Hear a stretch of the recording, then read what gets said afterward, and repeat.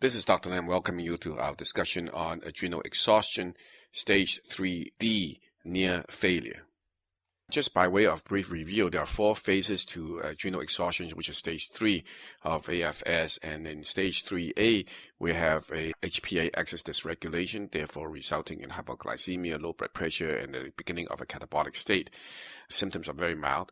And as we go into 3B, the downstream hormonal axis, such as the OAT axis, becomes dysregulated, resulting in hypothyroid type symptoms, PMS, estrogen dominance, as well as increasing fatigue that's mild to moderate. Now, when we enter the stage 3C, the person comes into a disequilibrium state, activating the autonomic nervous system and its various branches, resulting in the body flooded with a sea of norepinephrine, both in the brain as well as systemically. As that is happening, the epinephrine release, which is modulated by the adrenal medullary hormonal system, is also put on full force. As we move forward to 3C, in the later part of 3C, we see a gradual dominance of the epinephrine type effect versus the norepinephrine type effect, which is more prominent in the early part of phase 3C. So because epinephrine and norepinephrine are essentially similar, just difference in potency, generally speaking, you see more severe symptoms of epinephrine as you progresses through the end part of stage 3C well into 3D. As we discuss 3D, we're going to be predominantly discussing the adrenal fatigue in terms of quite a severe state of dysfunction. Remember that the body's strategy in dealing with unrelenting stress involves reduction in energy expenditure by downregulating non-essential functions such as metabolism, while at the same time redirecting limited amount of energy resources to vital organs such as the brain and the heart. As we know, this process has been well underway in previous phases, but by the time phase 3D is reached, the body is nearly exhausted in its effort. In this phase, the body, in its all-out heroic effort to maximize chances of survival, continues to downregulate.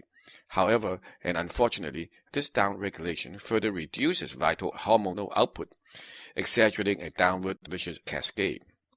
Cortisol output is low throughout the day, or you get what we call a flat curve, while epinephrine and norepinephrine are starting to flood the body, especially with epinephrine, is modulated by the AHS.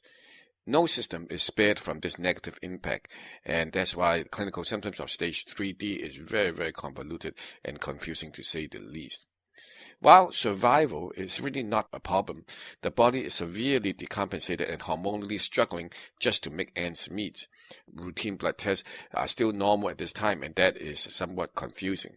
Indeed, the adrenal system of hormonal control is near failure, and what makes this clinical state so perplexing is that for the most part, as we said, the laboratory test continues to be normal, and yet one can see very, very clearly that the body is literally falling apart if the symptoms reported are to be taken seriously.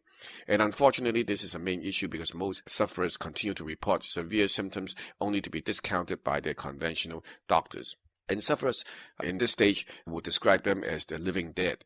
Now, bear in mind that 3D is quite severe, and before you get to 3D, you actually have a borderline 3C and the 3D area, and within that borderline is usually the last attempt that most people have to call and ask for help, because by the time they get to 3D, it may be too late, so to say. Now, backing up, it's very important to understand that without adequate hormones to regulate the various bodily functions, along with the autonomic nervous system dysregulation in this phase, the body is really in a total disarray.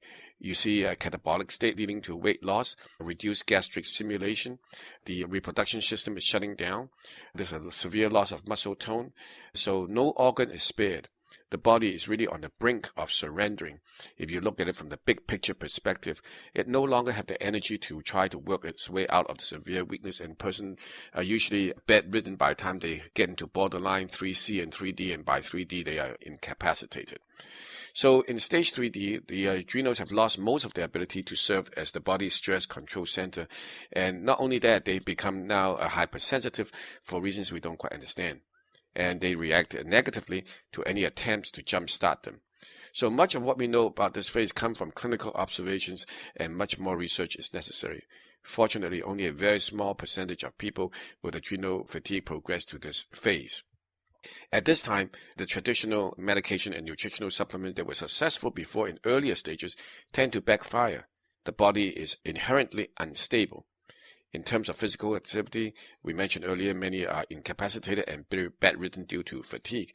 Many actually need help with daily activities such as driving, shopping, cooking, and some may be able only to stay up and walk around for a few minutes at a time before they become so tired. We know this is the body's last resort, way to conserve energy. And as this takes place in one organ system, the rest of the body's down regulates too. Digestion and removal of metabolic decreases, so there is a drop in basal metabolic rate. We mentioned earlier about a no more regular period as the reproductive system is essentially shut down. Low libido is the norm, and no system can escape from this body-wide energy-conserving effect. And this is a slow-motion control collapse engineered by the bodies as the only way it knows how to ensure survival, to keep energy expenditure low and to keep the vital system going. So understanding this big picture helps us to interpret the many signs and symptoms of this phase. So let's begin and look at the signs and symptoms of stage 3D. And we know already that the body is unstable. We talked about that earlier. The adrenal crashes occur frequently. Delayed recovery is the norm. And in addition, there are many unpleasant symptoms that seem to follow. And these symptoms may be already present in earlier phases, but they just seem to be so severe and so extreme. And you will see this words over and over again because indeed, this is really greater intensity of this decompensation that separates this from the later part of 3C and the earlier part of the other stages. So first, we have gastric bloating with jaw tightness after eating, and only a small amount of food or liquid can be tolerated at one time. So for some reasons we don't understand, the body seems to be entering a state of a clamp down mode, where digestive apparatus appears to reject any attempt to ingest food. The body may even resist a nourishing liquid such as soups or broth, and in severe cases the individual may only be able to tolerate a few spoonfuls at a time, and rest is often needed before the next attempt. Other symptoms can also include some or many of the following that we are going to be discussing here now. So this list is not complete and not everybody has all the symptoms or signs. Next, there is an extreme sensitivity to a minute dose of iodine, herbs, glandulars, and vitamins, an extreme paradoxical reaction or unusual reactions. The more advanced the phase, the more this sensitivity increases. An amount as little as 10 milligrams of vitamin C may already be too much. Now, bear in mind, one orange has about 65 milligrams of vitamin C. So most people that are healthy take up to 1,000 to a few thousand milligrams of vitamin C. And imagine a person who cannot even tolerate 10 milligrams. So we can't describe the exact physiological mechanism, but poor clearance is likely an important factor. The culprit may not be the natural compound itself, but the inability of the body to clear the byproducts promptly, leading to an internal buildup and resulting toxic state. Now, it's important to understand that forcing the body to take in more nutrients at this time often worsens the condition over time. Next, we have an extreme intolerance to many vegetables, especially those high in potassium. As we know, in adrenal fatigue, the sodium tends to be low and potassium internally tends to be high on a relative basis, even though laboratory is normal. Potassium supports the body by maintaining the balance of water and acid, and even though high potassium vegetables can be helpful in normal people, and these include things like tomato and sweet potato, they can be problematic at this phase. Tomatoes, for example, are one of the highest potassium vegetables with over 400 milligrams per tomato. And tomato juice can be a problem, such as commercial vegetable drinks like a V8. A baked potato with skin is also high in potassium with about 508 milligrams of potassium. Many sports drinks, as well as commercially available vegetable juices, are best to be avoided because they can lead to symptoms including nervousness, agitation, heart palpitation, gastric bloatedness, and gastric pain. Those who indulge in food high in potassium are at risk, therefore, of adrenal crashes at this stage. Next, we have an extreme nervousness and the sense of impending doom. The exact cause is unknown, but chemical and neurotransmitter imbalances are likely to be involved in the central nervous system. In particular, we believe that the brain norepinephrine overload is probably the culprit. Peripherally, epinephrine overload form an overactive AHS may be implicated as well. So in addition to a wide variety of sympathetically driven responses, including sweating, anxiety, and irregular blood pressure, we associate that with nervousness centrally, and the more epinephrine release, for some reasons we don't understand, we have a sense of impending doom that is hard to describe. And clients would go into the emergency room feeling that the world is coming to an end, but everything checks out as normal. Next, we have uncomfortable head and chest contractions when your person arrives from a supine position. Most of these people by this time are already laying down in bed. They can hardly function with extreme fatigue. And when these contractions occur, they are not really hard in origin, resembling angina. These contractions are dull in nature. Cardiac workups are negative.